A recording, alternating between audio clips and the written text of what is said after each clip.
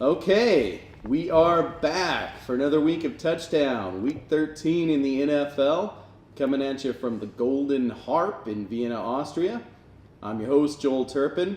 We're missing our buddy Philly Chris Burdett this week. He's off in Prague having some crazy fun times. So just got Katie Eichhorn, David Asselin, and Mark Bartman to fill the gap. Fill the hole in your heart this week. Okay, real quick, just touch on some of the big events from last weekend and the last since we talked with you last. Cleveland, Cincinnati, and Baltimore all won, so the AFC North is continues to be a bunched up little grouping, and who knows who's going to emerge from that when it's all said and done. All four teams have 7 wins, which I haven't looked it up, but I'm pretty sure that's never happened before. I'm fairly certain that was announced as a record. Yeah, happened before. No. I don't believe so. And you've got kind of the same thing in the NFC South, but on the opposite end of the spectrum, where no teams have more than 4 wins. Still, with the Saints and Falcons as the class of that division. The Pats continue to dominate with a 34-9 win over Detroit, and they're now 3 games clear in the East, thanks to a close-fought victory by the Denver Broncos over the Miami Dolphins. San Francisco and Seattle both won to close that gap in the NFC West, where the Seahawks beat Arizona, set up a Thanksgiving Day clash that decided maybe who's going to go to the playoffs out of that group with Seattle and San Francisco, and Seattle dominated with their defense again. Detroit got back on track last night by beating a convincing win over the Bears, and Philadelphia put the Dallas Cowboys in their place with a big win. Yes, and, they did, Phil. Keeps Jerry's boys on track for an 8-8 collapse again this season. We'll see how that plays out.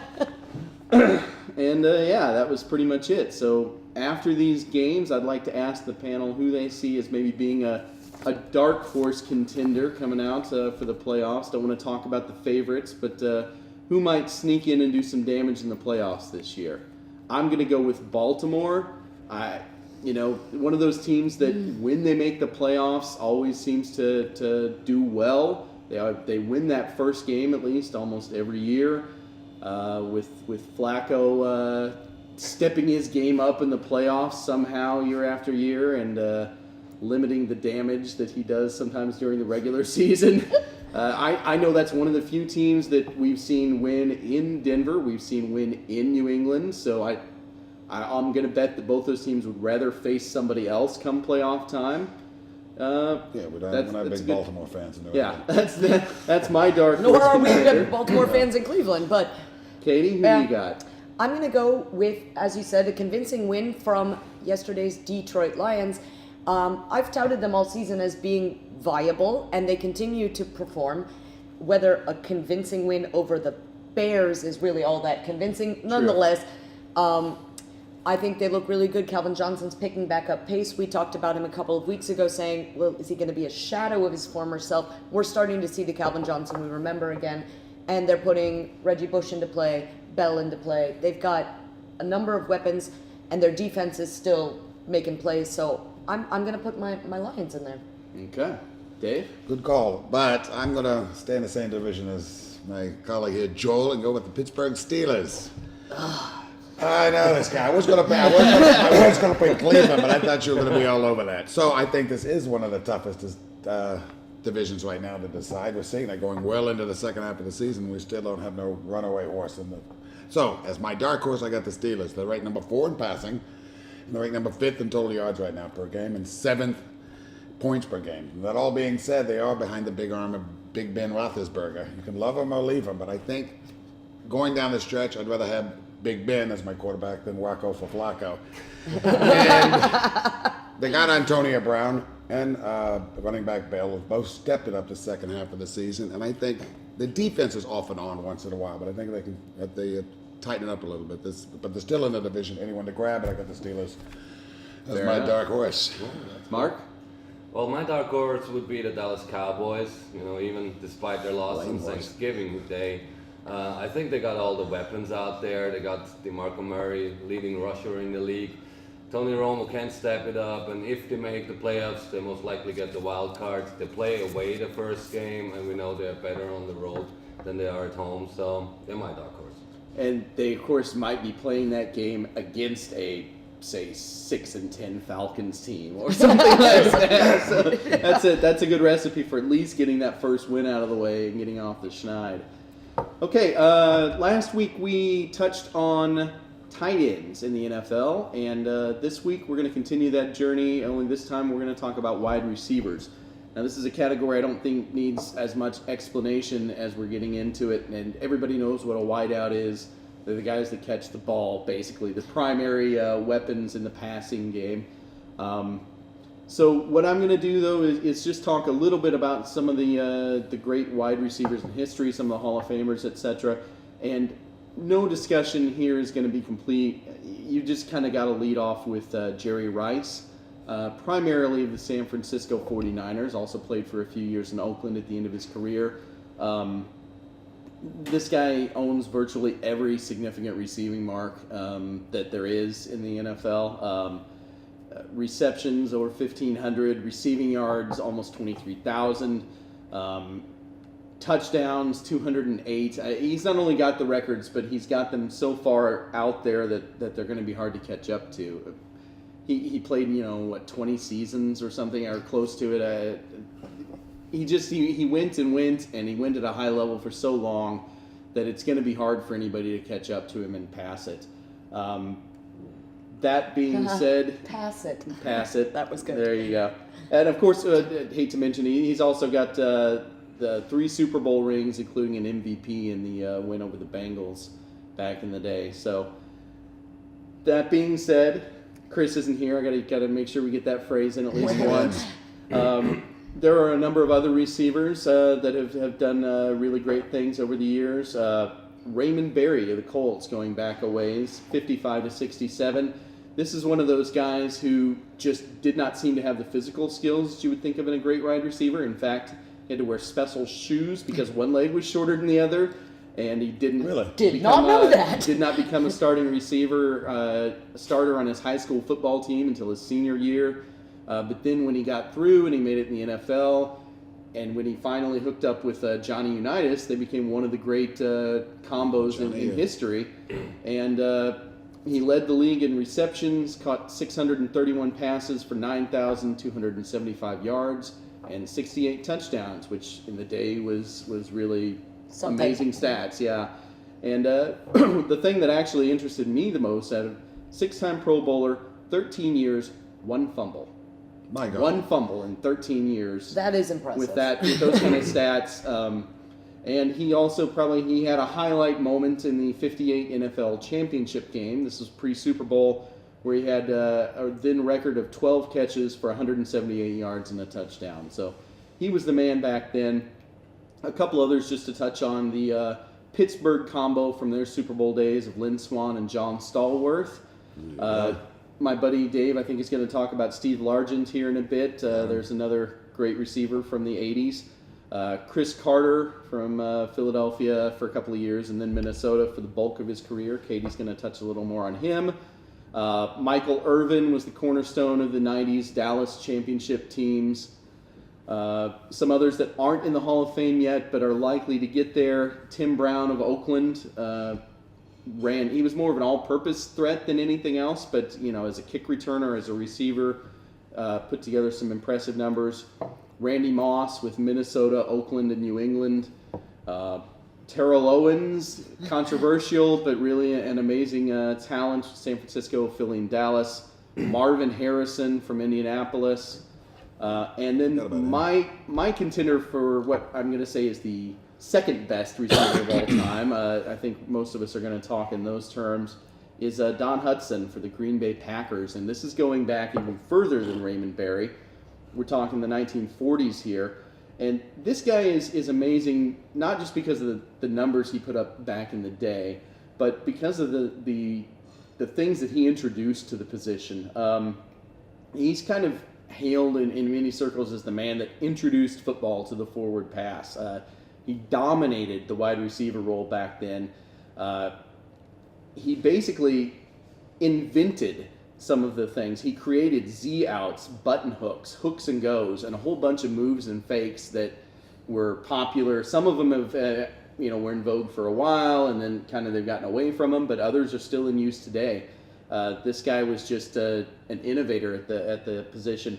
And the thing was, I mean, he was so far ahead that he would get more receiving yards than entire teams. He would outpace the second guy by like 40 or 50% when it comes to his numbers. Now, when he retired, he only had 488 career.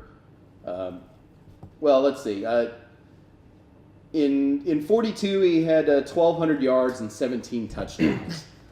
11 games, which was 1942. triple the output of the second place receiver that season. But when he retired in 45, after 11 seasons, he had 18 NFL records, including 488 career receptions, which, again, doesn't seem like much compared to today's receivers, but was crazy back then. More than 200 clear of the closest competitor at the time. So, and those records held on for a good 20 some odd years afterwards, almost all of them. So it was a long time before the NFL caught up with him, and he's my contender for the second best receiver of all time. After that, I'm going to throw it to Mark and let him spout off on his take on that. All right. Well, Joel mentioned it already.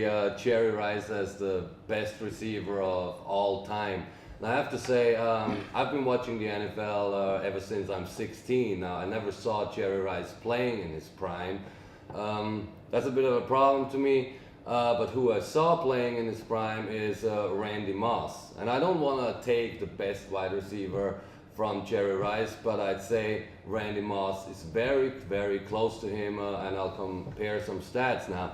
And when I saw Randy Moss playing, I'd say he was just too fast, too tall. His ball handling skills were just too great for any cornerback or safety to cover him one-on-one. There was even a term created for him for catching a jump ball, and it was called "You Were Getting Moss."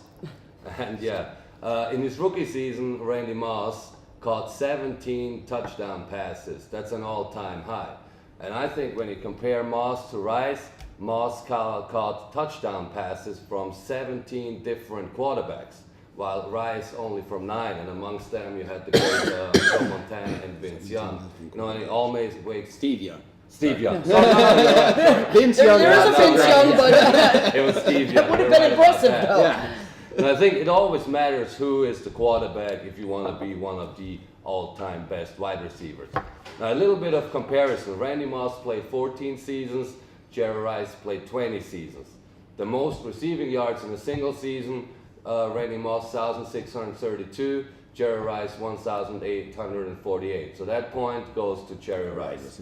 Then we have total yards, Randy Moss 15,000, Jerry Rice 22,000, but that's an average of 1,092 for Randy Moss, an average for 1,144 to Jerry Rice. That point goes to Jerry Rice as well. But then we have most Make a game out of touchdowns. it. No, most touchdowns in a season. Randy Moss 23, Jerry Rice 22. So we have a point for Randy Moss there. Okay. Oh, it's evening up. Yeah. See how this That's comes right. out. All right. Okay.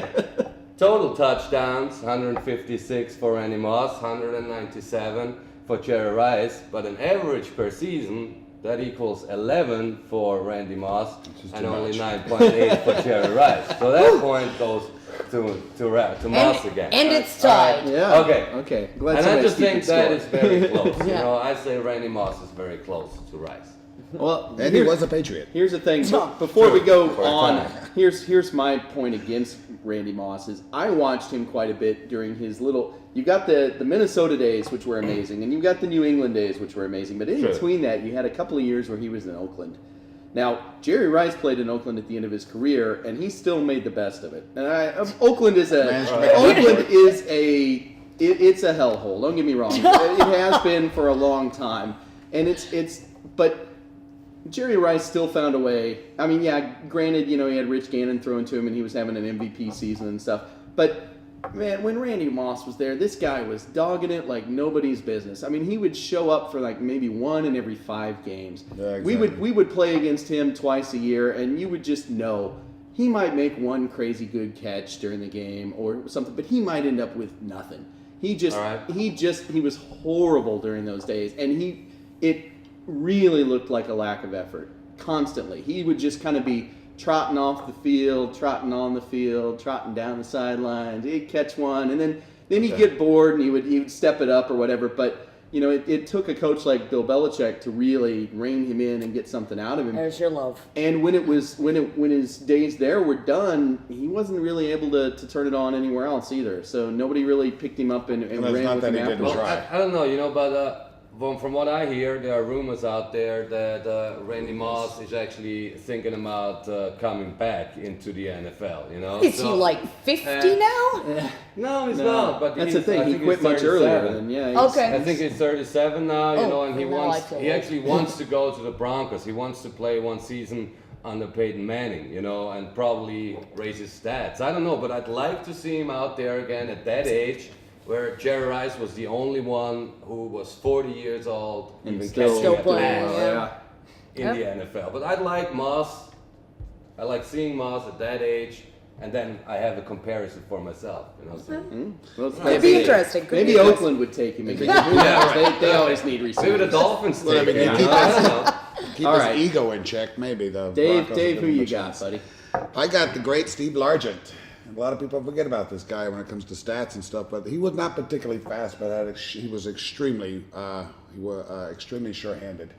I call him the Larry Bird of wide receivers, or the Cal Ripken of wide receivers. He wasn't an extremely talented man, but he was there day in and day out playing the game of football. So he was a white guy in the 80s. He was a white guy. I did not want to say that, but the guy was a 13. He was voted a Pro Bowl 7 times out of his 13 years. Played with Seattle the entire time.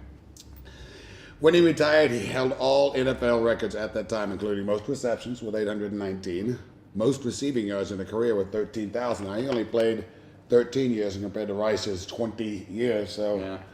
He was averaging 1,000 per season. He had then the longest streak of 177 games with a catch in a game. His first receiver to go down in NFL history with over 100 touchdowns in his career. He was inducted to the Hall of Fame in 95 and 99. He was ranked 46 in the Sporting News top 100 football players of the NFL. I think if this guy would have played for a team like the Broncos, the Elway and the Broncos, or the Montanas of 49ers, I think he would have some phenomenal stats, higher than what you see now. He played for the Seahawks in the 80s, okay? And the guy still managed to break all sorts of records at the They time. were actually a decent team then. Too. decent, Of course, but they can would you make see the him behind a playoffs Troy and stuff, but Aikman or somebody like this? His numbers would have been out the roof, at the ceiling. But I think Steve Largent goes down as one of the best to ever play that position. Katie? I'm gonna throw some love during Ohio State Michigan week to a former Buckeye, Chris Carter. You mentioned him before. Only inducted in the Hall of Fame last year. Looked over for many years in the Hall of Fame. Could never understand that. To much uproar, actually. Yeah. He got passed over so many times, and finally got his place last year. Again, another person that doesn't hold a lot of records on his own right, but still performed 16 seasons really impressively. Started with the Eagles, played 2 seasons with the Eagles. The bulk of his career was played at Minnesota under a number of good quarterbacks. We can't underestimate the importance of a good quarterback in terms of making a good wide receiver. Finished his career with the Dolphins for 1 season in 2002.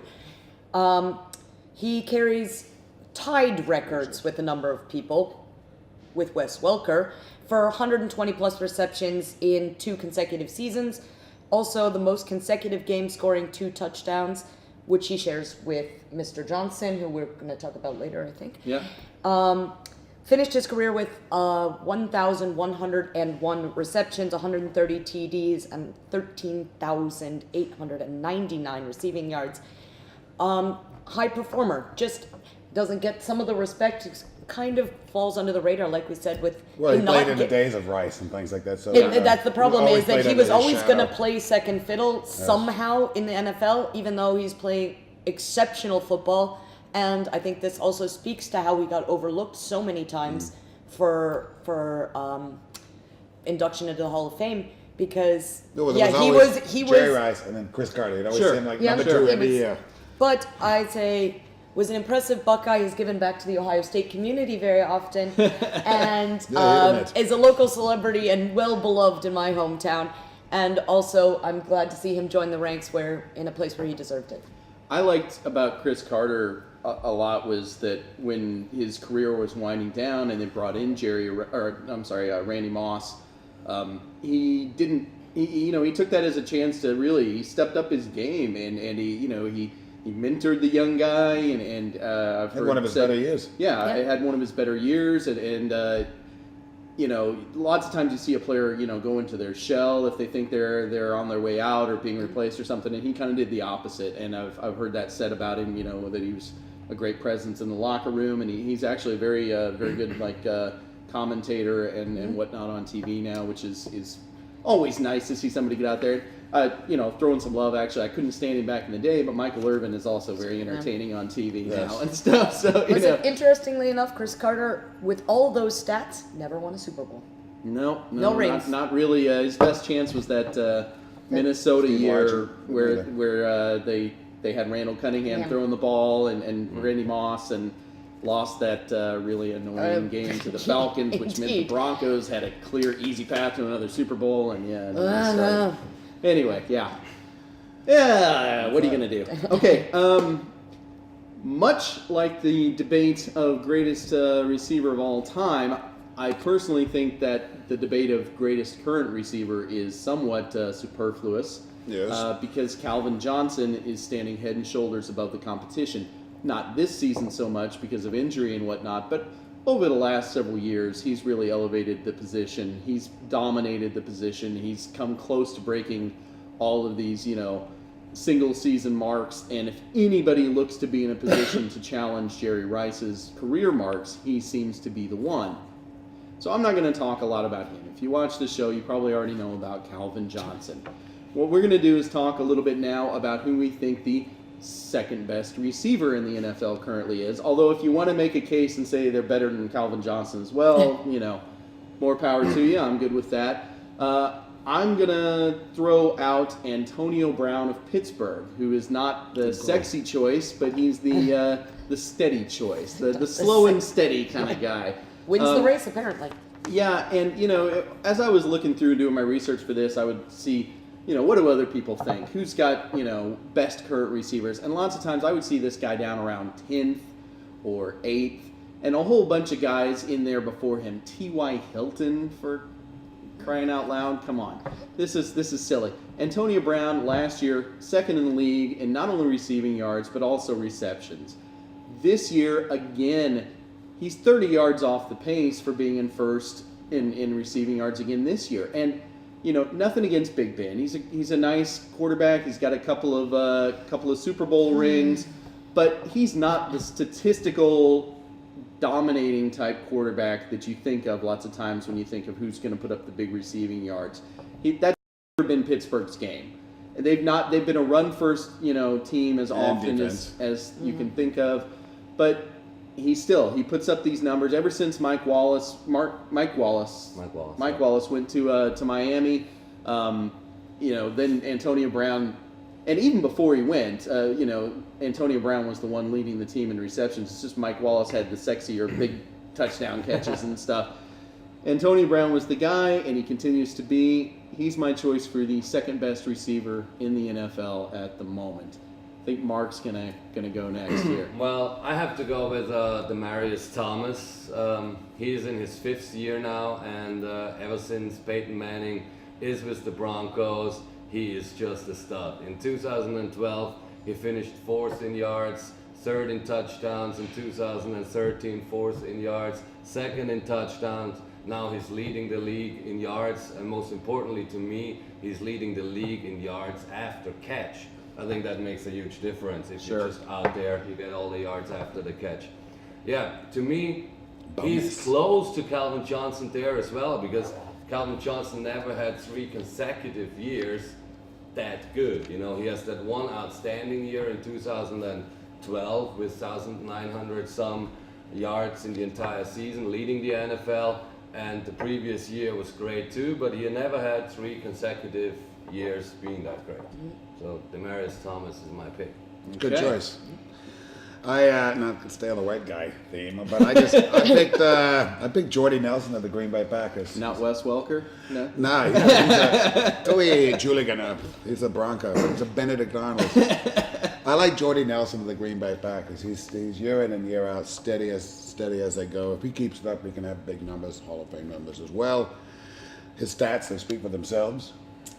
He's in his 7th year and in his prime right now, as I see it. Every year he gets better and better. The guy's built like a tight end, though. He's huge. He averages 1,000 yards and 10 TDs every season since he started.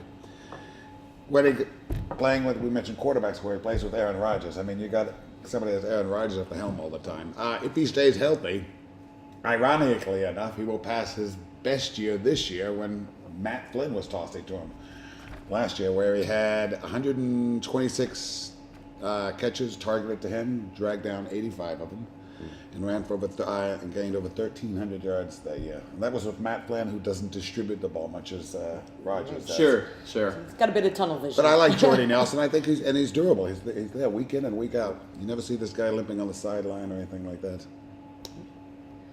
I'm going to take another big boy, but from your rival Green Bay Packers, I'm going to throw out the non-sexy Brandon Marshall.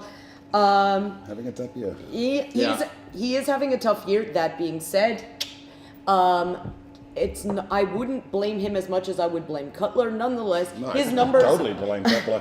Yeah. Okay. Fine. I'm just gonna blame Cutler altogether. Thank you. Nonetheless, he is again massive, and I had found a quote from Brandon Flowers, now playing in San Diego, who said he's a defensive lineman playing wide receiver.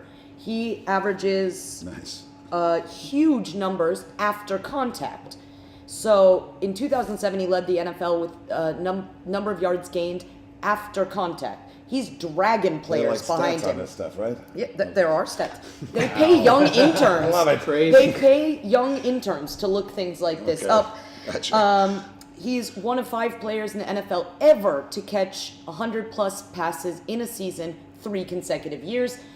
So he's putting up numbers despite the Bears not putting up numbers. He's still a really impressive force, and if we've talked before about Cutler perhaps being on his way down. I'd agree, and I think if you brought in some young blood, Marshall could be back in the top of his game. He's in his 8th season. Yeah, I think playing for any other team right now, if we're playing for a Possibly contender, either has he leaves great numbers this year. He leaves Chicago, or somebody else is throwing the ball to him. Either way, I still think he's got a number of years left in him. He's a workhorse. Mm-hmm. He's massive and fun to watch. Yeah, that's true. Okay, those are some good choices. Interesting discussion. And we're going to do just a little bit more as we did last week. Just mention some kind of young, up-and-coming rookies that are going, and I'm going to let Mark kick this bit off. Well, I think I got something interesting here out of the 2014 rookie class. It produced like 8 really great wide receivers. We got Calvin Benjamin for Carolina, Sammy Watkins, Buffalo, Mike Evans, Tampa Bay, Brandon Cooks, New Orleans, Odell Beckham, New York Giants, Jordan Matthews, Philadelphia, and Jarvis Landry for Miami. Now, interesting to me is that all of these rookie wide receivers who produce really great stats don't have one of the top 3 elite quarterbacks behind them. You know, I think that's really interesting. And the 2 outstanding ones, actually, they play basically as key receivers there, you know, and that would be Benjamin and Watkins. While the others, they always play in the shade of another great wide receiver, like Winston Jackson, Jeremy Maclin, Marcus Colston, and something like that. And if you take a look back a couple of years, actually 18 years, to the rookie class of 1996, where we had Terrell Owens, Marvin Harrison, Keyshawn Johnson, Amari Tuma, Joe Horn, Terry Glenn, all those guys, we all know them as really great receivers throughout the years. Terry Glenn, yeah, I haven't thought about him in a while. Yeah. And in Buckeye Love again. Yeah, she was great. in their rookie years, they have not produced the stats that those rookie receivers from 2014 had in the To season. get started, yeah. Yeah, so until now. So I think they will be booming. You know, next year, the year after, I wouldn't like to pick a single one out of them and say he might be the best.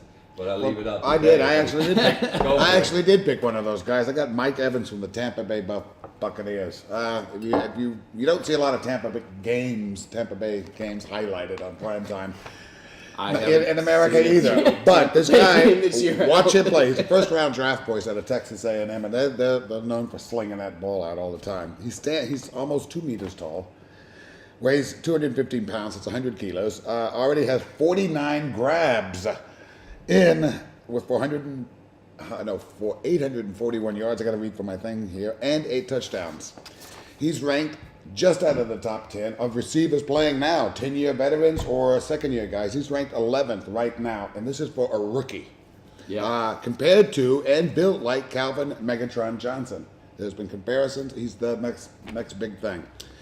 I think if he was with another team, his stats could probably be out of this world. Yeah. But Tampa Bay is the only shining light in dismal season as this rookie receiver. And he right now has got my pick as of right now for Rookie of the Year. Okay. Yeah. Quite like it. Guy's an absolute beast.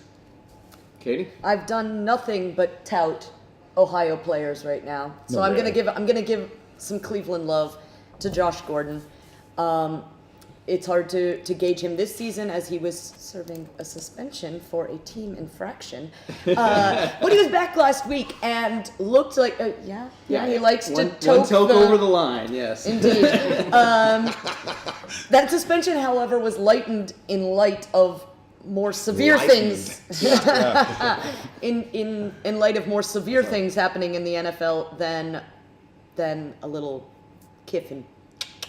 But so we don't have much to talk about Josh Gordon's stats this year. However, he played very well last week. He led the NFL in 2013 as a receiver with 1,646 yards. That is true. And he is the first wide receiver ever in the NFL, so he's got his own record already, to have back-to-back 200-yard receiving games. That I did not know. Okay. That's why I bring the fun facts. So I'm going to give some love to Josh Gordon, who I'm hoping Hoyer's going to hit up more often this week and for the rest of the season, maybe even in a postseason game. Maybe. We'll see.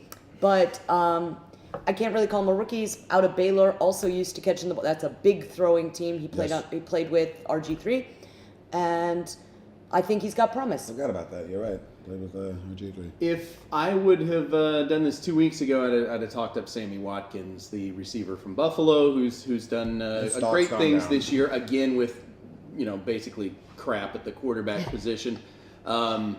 No, I mean Kyle Orton, of course, Hall of Famer. I'm sure he's going to turn on in the late stages of his career, like Jake Plummer or something. Or Jake the Snake. Jake the Snake, not Jake Plummer. Anyway, but. Instead, I'm going to go with another rookie, Odell Beckham for the New York Giants. And if anybody's been watching the NFL in the last few weeks, you've seen the catch that he made. Catch of the year. First off, this guy Catch is of the really decade. Jeez. He only really came on about halfway through the season after Victor Cruz got injured for the Giants, and since then Eli's really looked to him. But he's been a highlight reel. The guy makes catches that just are insane. And the 3-finger grab that he did from behind, pulling it back from here in the middle of being fouled by it looked like 2 different guys, really does deserve Insane. to be on the short list of the greatest regular season NFL catches ever. I mean, I don't think it's necessarily the best, but it's definitely in the discussion. And that alone is worth mentioning.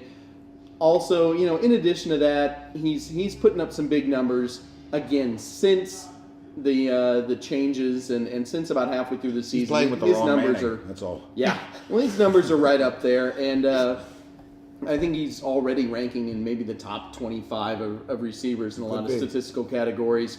And I think he's just got nowhere to go but up. I think he's going to continue to be a big name in the NFL.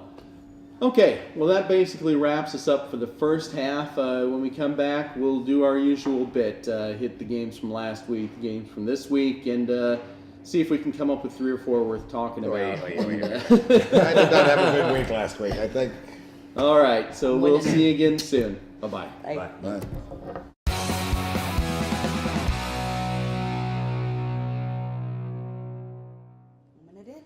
liked it. We're back. All right. We're back. Second half of the show. Usual format. Hit the games that we picked last week and talk about the upcoming games. Last week, New England at Detroit. New England won. Joel, Dave, and Chris, our absent buddy Chris, went with New England. Mark and Katie went with Detroit. Arizona at Seattle. Seattle won. Everybody but Dave took Seattle. That was how Why it do you went. guys to play catch up? Remember? He did. He told us he was giving us a game, so Yeah. we appreciate that. No problem. We had Miami at Denver. Joel, Mark, and Dave took Miami. We went out on a limb. Almost paid off. Didn't quite. Katie and Chris took the safe pick and paid off for them. Dallas at the Giants. Everybody went Dallas. Mark was nice enough to make it exciting and take the Giants. Once again, a fairly close game, though it wasn't a bad pick. It just didn't quite pan out. They covered the spread, you know. They covered the spread, yeah. There you go. And Baltimore at New Orleans. Once again, just a complete brain cloud that we all have about the Saints at home. We can't quite comprehend how bad they are this year. Only Katie saw through their facade and took Baltimore, She did. meaning that she won the week at 4-1. I took second with 3-2. Chris, no, I'm sorry. Our absent buddy Chris was also 4-1. Dave was Really? 2-3, and Mark was 1-4. So yeah, Shame on kind me. of a tough week for Mark. Yeah. This week, we'll let him kick it off with. Here's the thing. This week, the matchups aren't great, and the fact that all these teams lost at the last minute, these semi-contender teams lost, made it even tougher to pick a fourth game to discuss. So we let Mark talk about the Miami at New York Jets game. Go ahead. Exactly. My favorite topic, Monday night game. Miami plays away in New York against the Jets. If you compare all the stats, Miami should blow out the Jets, but I don't think so this time. I took a look back in 2013, and every year when Miami has to play away in the Northeast, they lose. In 2013, week 16, a loss 19-0 against Buffalo. The week later, 20-7 against the Jets. I don't like it, but I have a feeling the Jets have the water boiling, and all they need is a fin's tail to make a tasty soup and warm up their bellies. Great I food have the metaphors Jets every winning this, week. Unfortunately. The Jets winning it. Oh my gosh. Yeah, when Jets when he winning goes it. And plus, pessimist, he goes Geno Smith pessimist. is starting over Michael Vick. I don't know if that makes a big thing, Gosh, but I hey. gotta check my notes. Yeah. You know, I kind of disagree with you. I don't like either of these teams for obvious Thank reasons. you. But I think if weather does not play a factor, it will be snowing here on Monday. I don't know about New York, but if weather does not play a That's what I factor, just said. It's always like that in the yeah, but Northeast I in don't think it's December. going. Yeah, but I don't think Snow it's going to be all and that wind. bad. I see the Dolphins need to win this one to keep pace with the Chiefs. Okay. I'm going to side with you on weather being a factor and the Dolphins not playing well in the cold. I'm going to take the Jets. Yeah, I'm not buying it. I'm taking Miami. So is our absent colleague Chris. Good man. Yeah, Geno Smith. It may be I cold, know, it's not but gonna at make some a difference, point, but- at some point you've got to score some points. What are they going to do? Run the ball? No. I mean, they need. Well, they're take going a to. look at that. It might be 3-0 when it's all said and done. But At the start of the season, the Miami Dolphins' run defense was solid. Look what happened last week, you know. yeah, but it's Chris Ivory and Chris Johnson we're talking about. You don't have to have a solid run defense to stop these guys. They're going to trip over their linemen. It's gonna Yeah, be but okay. I think Miami's just got the better defense as well. So an apocalyptic So, yeah. end for the We're Jets, going- apparently. We're going Miami for Chris and myself. Katie gets the next call with San Diego at Baltimore. Yeah, we've talked about the AFC being a tight, packed race, and AFC North no less, but the entire AFC has 5 teams sitting with the same record now at 7-4, and 5 teams tied for 5th and 6th spots in the league. That would include the Steelers, Kansas City, the Browns, plus the 2 teams playing in this game. So Chargers, Ravens will be intense, as it were, maybe.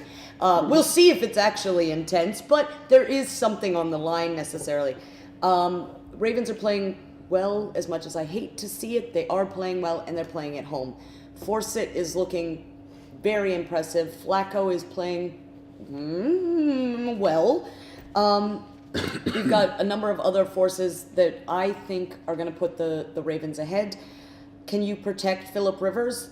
The Chargers haven't done a very good job of it so far. He's got 9 sacks in the last 3 games. His O-line is letting him down big time. So I say it's low scoring and close, but the Ravens take it. Boy, people are overlooking the Chargers. It's still at 7-4, I believe, right now in their division. Yep. They're not out of it yet. I think the Chargers, they don't play well going east, but I think they need to win this game. And I think the Chargers win a close one in Baltimore. Dave, I think you're so wrong. Last week, Giving you guys a chance. He's giving us Isn't that another amazing? chance. We appreciate it. Thanks, Dave. You're welcome. no, the Chargers struggled last week against the Rams. The Ravens impressed me against New Orleans, so I think they're on a hot streak. The Ravens will win. Yeah, I'm going Baltimore in this one too. The Chargers, most of their wins have come against the teams that are down. When they've played against real contenders, they've had problems and they've struggled. This is going to be one of those games. I may not be wacko for Flacco, but he's going to have enough at home to shut down the San Diego game. Okay, I got next. Denver at Kansas City. Many weeks this would be the game of the week, but we've got an even better one coming up here in a minute that Dave's going to get to talk about. What do you say about this? I don't need to make notes for this game. He's been waiting all season. Yeah.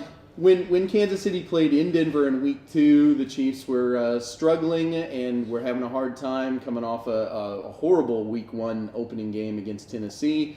Similar to now, we're coming off a really bad game on the road in Oakland. However, in Denver, we almost pulled off the upset on the road. Came down to a couple of missed field goals and a 4th down opportunity to tie the game. Just didn't quite happen.